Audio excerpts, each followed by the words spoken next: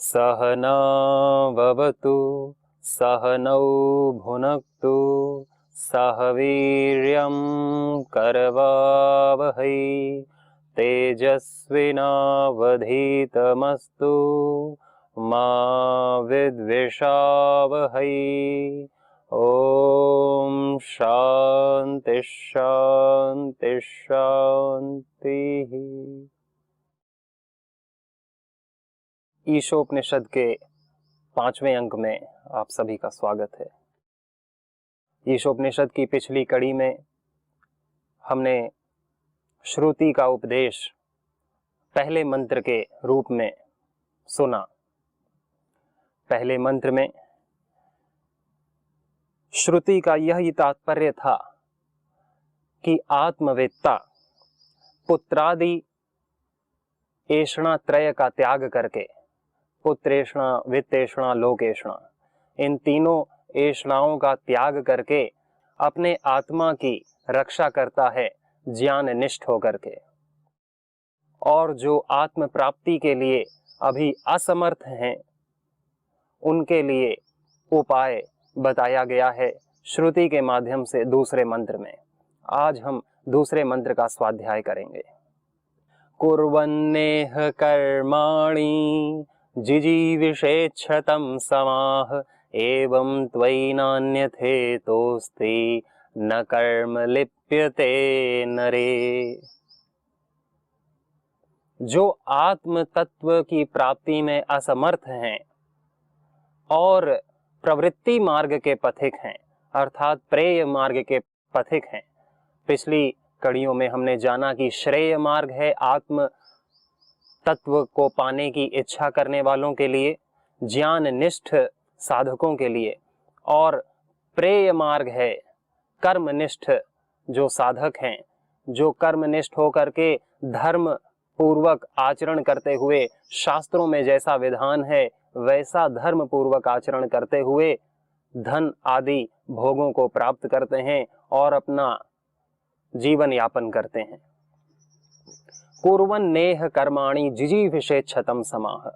हमारे शास्त्रों में जीने की, स्वस्थ जीवन जीने की जो अधिकतम आयु बताई गई है मनुष्य के लिए वो है 100 वर्ष।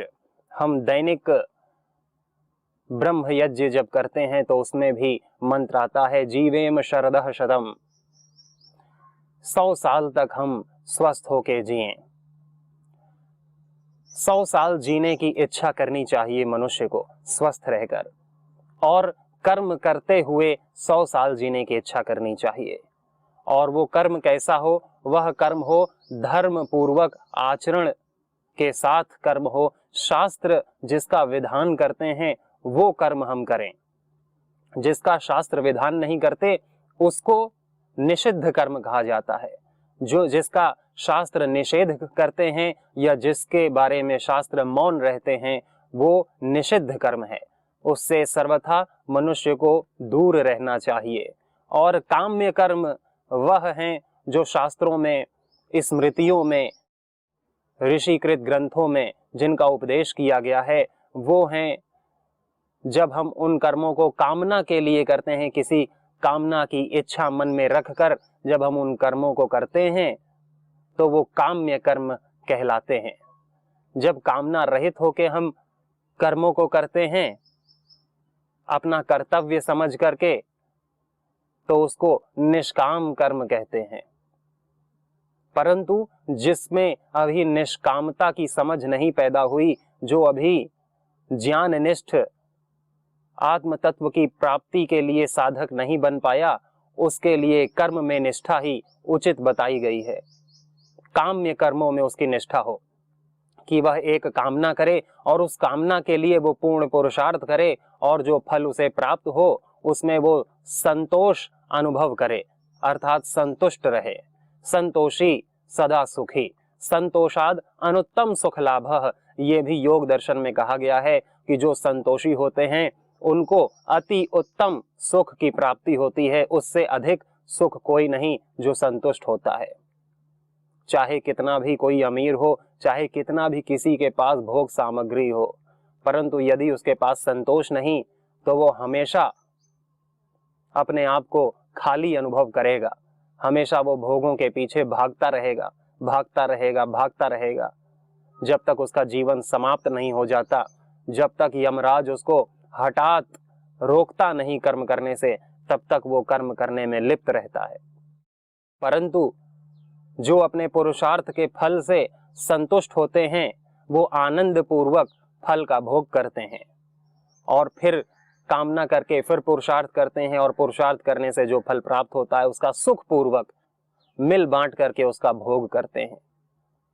यही शास्त्र का विधान है कि हम संतोषी हो, हम कर्म करें, कर्म का फल भी प्राप्त करें और उस फल में हम संतोषी होकर उस फल को भोगें अपने मित्रों, अपने परिजनों आदि के साथ। कुर्वन्नेह कर्माणि जिजीविषेच्छतं समाः, यानी कि कर्म करते हुए जीने की इच्छा वाले जो लोग हैं वो 100 साल तक जिएं। एक बार फिर दोहराता हूं मैं इस बात को कि कर्म करते हुए, कौन से कर्म? शास्त्र विहित कर्म करते हुए जीने की इच्छा वाले, जिजीविषा, जीने की इच्छा वाले लोग 100 वर्ष तक कर्म करते हुए जिएं। एवं त्वयि नान्यथेतोस्ति न कर्म लिप्यते नरे, जैसे कि अग्निहोत्र आदि, यज्ञ, दान, तप आदि जो कर्म शास्त्र में विधान हैं, तो जो शास्त्र में अग्निहोत्र, दान, तप, यज्ञ आदि कर्मों का विधान है, उसी को करते हुए मनुष्य अपना 100 वर्ष का काल कर्म करते हुए, पुरुषार्थ करते हुए, शास्त्र विहित पुरुषार्थ करते हुए जिए, फल को प्राप्त करे और उसमें संतुष्ट रहे। इसके अलावा और कोई भी इससे भिन्न मार्ग नहीं बताया गया। एवं त्वयि नान्यथेतोस्ति, नान्यथेतोस्ति अर्थात इससे अन्य कोई भी मार्ग, इससे भिन्न कोई भी मार्ग नहीं है कि आप शास्त्र विहित कर्म भी ना करें और आपकी आत्म तत्व प्राप्ति की इच्छा भी ना हो। इसके और मार्ग क्या बचता है? और मार्ग निषिद्ध कर्मों का है कि जिसका निषेध किया गया है या जिसकी अनुमति शास्त्र नहीं देते, ऐसा कर्म यदि करते हैं कोई व्यक्ति, तो वो सदा के लिए नरक को, अंधकार पूर्ण नरक को प्राप्त होते हैं और अपने जीवन को अत्यंत कष्ट, दुख, पीड़ा से भर लेते हैं और अपने आसपास के वातावरण को भी दूषित, अंधकारमय कर देते हैं। जिनका जन्म बहुत वर्षों के लिए अंधकार पूर्वक हो जाता है, ऐसे निषिद्ध कर्मों का शास्त्र में निषेध है, इसीलिए इन्हें निषिद्ध कर्म कहा गया है। तो इसके अलावा अर्थात शास्त्र विहित, शास्त्र विधान जो कर्म है, अग्निहोत्र, यज्ञ, दान, तप इत्यादि जो शास्त्र विहित कर्म हैं, शास्त्र विहित कर्म क्या हैं? ब्रह्मचर्य का पालन, पहले 25 वर्ष जो युवक होता है वह अध्ययन करता है, फिर अध्यापन करता है, गुरु की शरण में रहता है। ब्रह्मचर्य के पालन से वो शक्ति का अर्जन करता है, ज्ञान का अर्जन करता है और अपने ध्यान, योग, तप के माध्यम से अपने अंदर जो ईश्वर तत्व है उसके प्रकाश का अनुभव करता है, जितना भी वो कर पाए। एक बार उसे पता चल गया कि जिस सुख की व्यक्ति कामना करते हैं, जिस आनंद के लिए, शांति के लिए लोग बाहर की तरफ भागते हैं, वह सुख, वह आनंद, शांति बाहर नहीं, मेरे अंदर ही है, तो उसको फिर भटकने का कोई भय नहीं रहता इस संसार में। 25 वर्ष तक वो अपने अंदर ही अपने को अंतर्मुखी करते हुए, अंदर की शांति, आनंद का रसास्वादन करते हुए शक्ति, ज्ञान और बल को वह बढ़ाता है। इसके बाद वह गृहस्थ आश्रम में प्रवेश करता है। गृहस्थ आश्रम का भी विधि विधान मनुस्मृति, याज्ञवल्क्य के स्मृति, विदुर नीति, चाणक्य नीति आदि शास्त्रों में विधान है कि एक सम्यक गृहस्थी को कैसा जीवन जीना चाहिए। उसे 5 यज्ञ करने चाहिए, ब्रह्म यज्ञ, देव यज्ञ, पितृ यज्ञ, बलि वैश्व देव यज्ञ इत्यादि जो 5 यज्ञों का विधान है उसको करना चाहिए। 16 संस्कार, 4 वर्णाश्रम धर्मों की, 4 पुरुषार्थ धर्म अर्थ काम मोक्ष की जो पावनी परंपरा भारतीय ऋषियों द्वारा बनाई गई है उसका जो पालन करते हैं, सम्यक रूप से अपने गृहस्थी जीवन को जीते हैं, लालन पालन करते हैं, जीवन में नए नए अनुभव पाते हैं और फिर अनुभव पाने के बाद जब 50 वर्ष के हो जाते हैं तो उसके बाद वानप्रस्थाश्रम में प्रवेश करते हैं, अर्थात वन की ओर गमन करते हैं।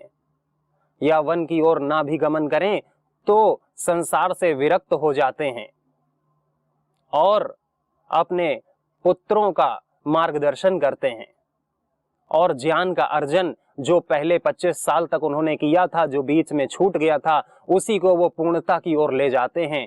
50 से 75 वर्ष के बीच में ज्ञान से परिपक्व होते हैं, अपने परिवार का, अपने आस पड़ोस का मार्गदर्शन करते हैं और ध्यान के माध्यम से, योग प्राणायाम के माध्यम से और परिपक्व होते हैं ज्ञान के द्वारा। उसके बाद जब वो परिपक्व हो जाते हैं तो वो पूरी तरह से गृह त्याग करके अपने घर की जिम्मेदारी अपने बालकों को देके संन्यास धर्म का पालन करते हैं। संन्यास धर्म अर्थात पूर्णतः निष्काम होकर के जो पाना था पा लिया, विदित वेदितव्य होके, कृतकृत्य होकर के पूर्ण संपूर्ण जीवन परमात्मा को समर्पित करते हुए जो भी सेवा का सामर्थ्य हमारे अंदर है उसको विवेक पूर्वक अपनी सेवाओं को संसार को देते हैं। जो जरूरतमंद लोग हैं उनकी सेवा करते हैं। संपूर्ण जीवन परमात्मा को समर्पित करके कोई भी फल वो स्वयं के लिए नहीं चाहते, अर्थात निष्काम कर्म करते हैं। ये है शास्त्र विहित कर्मों का विधान, जिसका वही व्यक्ति इनको जानेगा जो शास्त्रों को पढ़ेगा या जो शास्त्र पढ़ने वालों को सुनेगा। हर एक आश्रम का, चाहे वह ब्रह्मचर्य आश्रम हो या गृहस्थाश्रम हो या वानप्रस्थ हो या सन्यास हो, इनकी क्या मर्यादाएं हैं, उनका यदि हम पालन करते हैं तो हम कर्म से लिप्त नहीं होते, हमको कर्म बांधते नहीं, हम कर्मों में आसक्त नहीं रहते, कर्म करने के तीव्र संस्कार हम में नहीं रहते। हम केवल अपने कर्तव्य का पालन करते हैं और संपूर्ण जीवन एक उच्च लक्ष्य आत्म तत्व की प्राप्ति के लिए या अपने आसपास के समाज के, राष्ट्र के जीवन को संवारने के लिए, धर्म के उत्थान के लिए, धर्म के उत्कर्ष के लिए हम लगाते हैं। धर्म का उत्कर्ष तो उससे होता ही है, परंतु उससे सबसे पहले हमारे पुण्यों की वृद्धि होती है, हमें शांति सुख आनंद की प्राप्ति होती है। तो ये है शास्त्र विधान कर्मों का। यदि कोई व्यक्ति इनका पालन करता है, 100 वर्ष तक वह पुरुषार्थ करता है, तो उसको कर्म बांधते नहीं, इसके अलावा और कोई भी मार्ग नहीं बताया गया। इसके पहले मंत्र में श्रुति ने उपदेश किया, जो आत्म तत्व की प्राप्ति के इच्छुक साधक गण हैं वो किस प्रकार अपना जीवन जीते हैं। वो हर जगह परमात्मा को अपनी भावना से आच्छादित करके हर जगह परमात्मा की ही शक्ति, बल, प्रकृति और उनकी दिव्य उपस्थिति का आनंद लेते हैं और तीनों ऐषणाओं, पुत्र ऐषणा, वित्त ऐषणा, लोक ऐषणा का त्याग करके अपने आत्मा की रक्षा करते हैं। तेन त्यक्तेन भुंजिता मां गृधः कस्य स्विद्धनम। तेन त्यक्तेन भुंजिता, त्याग करके, किसका त्याग करके? तीनों ऐषणाओं का। पुत्र की प्राप्ति की जो लालसा कामना होती है उसका भी त्याग, जो धन की लालसा कामना होती है उसका भी त्याग, और जो लोक सम्मान की कामना ऐषणा होती है, आसक्ति होती है, उसका भी त्याग करके अपनी आत्मा की रक्षा करते हैं। यम, नियम, आसन, प्राणायाम, प्रत्याहार, धारणा, ध्यान, समाधि के माध्यम से अपने आत्मा की रक्षा करते हैं। और मां गृधः कस्य स्विद्धनम, ये धन आखिर किसका है, कौन इसके साथ जन्म लिया था और यह किसके साथ यह धन ऊपर जाएगा या जहां भी वो अगला जन्म लेगा जाएगा। यह धन तो यहीं रह जाएगा, अर्थात यह धन किसी का नहीं है, इसके लिए जीना निपट मूर्खता होगी। यदि कोई धन को अपना मानता है तो वह व्यर्थ ही पुरुषार्थ करेगा, क्योंकि धन उसका न कभी था, न कभी है और न कभी रहेगा। धन एक माध्यम है, एक साधन है जीवन को जीने का, जीवन की आवश्यकताओं को पूर्ण करने का, परंतु मानव का जो लक्ष्य है वो है शांति, वो है आनंद, वो है कभी खंडित न होने वाला रस, सुख। जो आत्म तत्व के इच्छुक हैं उनके लिए श्रुति ने पहला मंत्र बताया, और जो आत्म तत्व के अभी अनिच्छुक हैं, यानी जो अभी श्रेय मार्ग के पथिक ना होकर के अभी प्रेय मार्ग के पथिक हैं, यानी सांसारिक मार्ग के पथिक हैं, वो धर्म पूर्वक जीवन जिएं।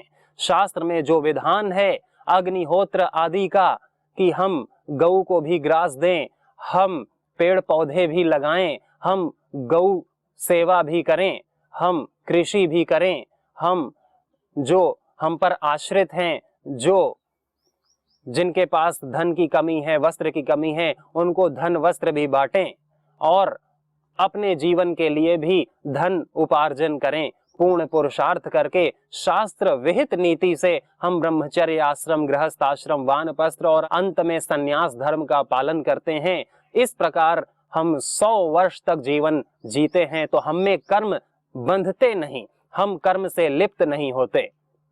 तो अगला जन्म फिर हमारा और अच्छी उन्नति के साथ और अच्छी बुद्धि के साथ हमको प्राप्त होगा। यजमानों के यहाँ, श्रेष्ठ महानुभावों के यहाँ हमारा जन्म होगा, जिससे हम अपने जीवन की जो उपलब्धि है और पा सकते हैं और बढ़ा सकते हैं। तो यह दूसरा प्रकार का जो रास्ता है वह दूसरे मंत्र में सामान्य गणों के लिए, प्रेय मार्ग के पथिकों के लिए बताया गया है कि कुर्वन्नेह कर्माणि, इन्हीं कर्मों को, शास्त्र विहित कर्मों को करते हुए जिजीविषे क्षतम समाह, यानी कि जीने की इच्छा करो, 100 वर्ष तक जीने की इच्छा करो। जिजीविषे क्षतम समाह एवं त्वयि नान्यथे तोस्ति, यानी अग्निहोत्र आदि जो शास्त्र विहित कर्म हैं, इनको करने के अलावा इनसे भिन्न और कोई रास्ता नहीं है। ना एवं त्वयि नान्यथे तोस्ति न कर्म लिप्यते नरे, और ऐसे कर्म करते हुए आप कभी भी कर्मों से लिप्त नहीं होंगे। कर्म से लिप्त होना यानी कर्म बंधन में फंस जाना। कर्म बंधन में व्यक्ति कब फंसता है? जब उसकी फल में आसक्ति हो जाती है। हम कोई भी कर्म करते हैं, यदि हमारी फल में आसक्ति है और फल हमें मोटिवेट करता है, यानी जो हमने रिजल्ट, परिणाम सोच रखा है कि इस कर्म का मुझे यह फल, यह रिजल्ट, यह परिणाम मिलेगा, इसलिए मैं इस कर्म को करूंगा, ये है कर्म फल में आसक्ति, जो हमें कर्म के साथ बांध देती है। अब हमको कर्म नहीं दिख रहा, अब हमको कैसे कर्म करना है वो नहीं दिख रहा, अब हमें केवल फल दिख रहा है कि मुझे फल पाना है। अब साम दाम दंड भेद जैसे भी हो सके, जिस प्रकार भी हो सके, लॉन्ग कट शॉर्ट कट, उसको अपना के मैं उस फल को पाऊंगा। तो ये है कर्म बंधन, कि हमको कर्म का फल उत्साहित कर रहा है कर्म करने के लिए। अब वह फल मिल गया तो मेरी अंदर की लालच और बढ़ जाएगी, मेरा लोभ और बढ़ जाएगा, और बड़े बड़े फलों के लिए मैं इच्छा करूंगा, बड़े बड़े परिणामों को पाने के लिए मैं कर्म करूंगा। और यदि फल पूर्ण नहीं होता, मुझे मनोनुकूल परिणाम नहीं प्राप्त होता, तो मैं बहुत दुखी हो जाऊंगा, क्योंकि मेरी फल में आसक्ति थी। वह आसक्ति खंडित हो जाती है तो मुझ में क्रोध उत्पन्न होगा, और क्रोध से शोक उत्पन्न होगा, और कामाद भवति सम्मोहः, सम्मोहाद स्मृतिर्विभ्रमः, स्मृतिर्भ्रंशाद बुद्धिनाशः, बुद्धिनाशाद प्रणश्यति। यह लंबी जो प्रक्रिया है, फल को न पूर्ण कर पाने के कारण से जो क्रोध उत्पन्न होता है, यानी कामना के कारण से जो क्रोध उत्पन्न होता है, वह धीरे धीरे करके हमारी बुद्धि का नाश कर देता है। और जिसकी बुद्धि का नाश हो जाता है वह पतन की ओर गतिशील हो जाता है, नीचे गिर जाता है।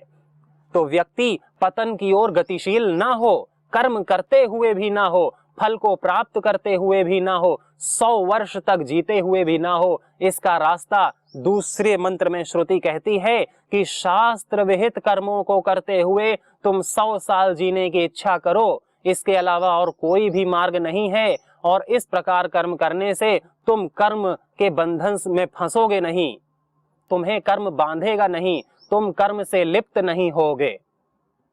तुम्हारी आसक्ति की जो पाश है, आशा पाश शतैर्बद्धा काम क्रोध परायणाः, काम और क्रोध के परायण हुआ व्यक्ति आशा के पाश में फंसा रहता है। इन आशा के पाशों को तुम काट सकते हो इस विधि विधान से, शास्त्र के विधि विधान से, कर्म करने के माध्यम से।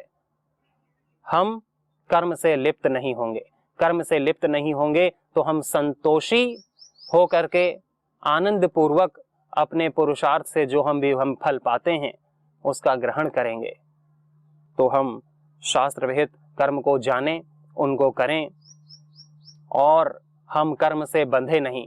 कर्म से बंधे हुए व्यक्ति का बहुत बुरा हाल होता है। आज हम देखते हैं संसार में कि व्यक्ति कर्म से बंधा हुआ सा है, वो कर्म से निकल नहीं पाता, वैराग्य को प्राप्त नहीं हो पाता, क्योंकि वो केवल फल को देखता है और उसको पाने के लिए वह जो भी कर सकता है उसे करता रहता है और कर्म के बंधन में वो फंसता जाता है और नीचे वह गिरता जाता है, क्योंकि वो शास्त्र विहित कर्मों को नहीं करता, कर्म की आसक्ति में बंध जाता है और उसका जीवन कभी भी शांतिमय, धैर्यमय, सुखमय, आनंदमय नहीं हो पाता। तो हम सबसे प्रेम करें, अपने संबंधों, अपने कर्तव्यों का पालन करें, परंतु कर्म में फंसे नहीं। कब नहीं फंसेंगे? जब हम सत्संग करते रहेंगे, शास्त्र को जानते रहेंगे, अपने कर्तव्यों को जानेंगे शास्त्रों के माध्यम से और उनको पूर्ण करने के लिए स्वस्थ रहकर 100 वर्ष तक जिएंगे। आगे के श्लोक में हम चर्चा करेंगे कि जो न श्रेय मार्ग पे चलते हैं, जो न प्रेय मार्ग पे चलते हैं, अर्थात जो आत्म तत्व की प्राप्ति भी नहीं करते और जो 100 वर्ष तक शास्त्र विहित कर्मों को करने की इच्छा भी नहीं करते, उनकी क्या गति होती है, उनका क्या परिणाम होता है, विधान उनके लिए भी है, उनका परमात्मा क्या विधान करते हैं। तब तक के लिए ओम शांति शांति शांति। नमस्ते।